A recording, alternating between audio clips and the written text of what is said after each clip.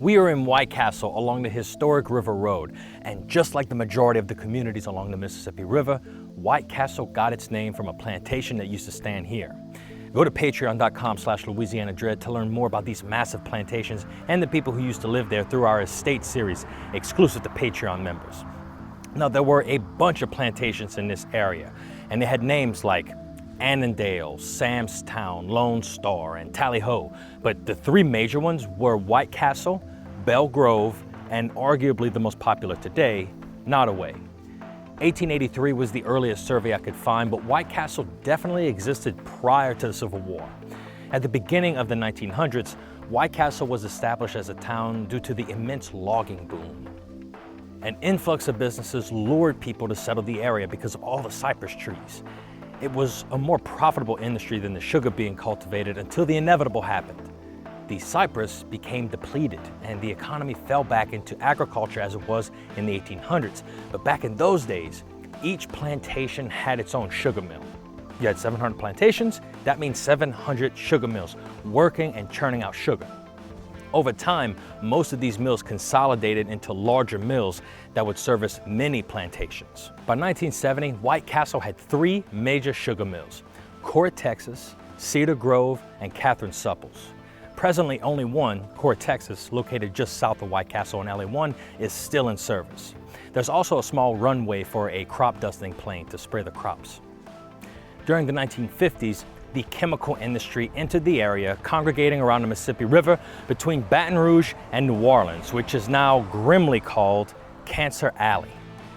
This industry, with companies like Axiol and Dow Chemical, which recently blew up in a wild explosion, would be a major environmental nightmare that we may never fully recover from, but at the same time, it ignited an economic boost.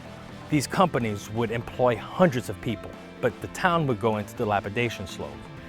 Presently, the main tourist attraction is the Nottoway Plantation. The famed Henry Howard designed Nottoway in 1859 on over 1,000 acres of land for John Hampton Randolph and Emily Jane Randolph. The house was originally called Forest Home, but was renamed Nottoway after Nottoway County in Virginia, where John Randolph was born. John and Emily moved to Louisiana from Mississippi in 1841 and constructed the first steam-powered sugar mill in Iberville Parish. Collectively, the Randolphs had a little over 200 slaves, which put them on the higher end of ownership comparatively. During the Civil War, John Randolph's oldest son, Algernon, was killed in the Battle of Vicksburg. Northern gunboats then came up the Mississippi River and told these plantation owners to pledge an oath of loyalty to the Union. If they did, they'd be spared, but if they didn't, boom. Nottoway's column was hit with a grape shot, and Emily Randolph was forced to give this oath of loyalty as a condition to save Nottoway. Eventually, in 1886, Emily sold the plantation and went die in Baton Rouge. It would go to a couple other people until a guy named Dr. Owen bought Nottoway in 1913 at a sheriff's sale for an astounding $54,000. Once under the ownership of a man named Arlen Deese in the 1980s, the house became open for public tours.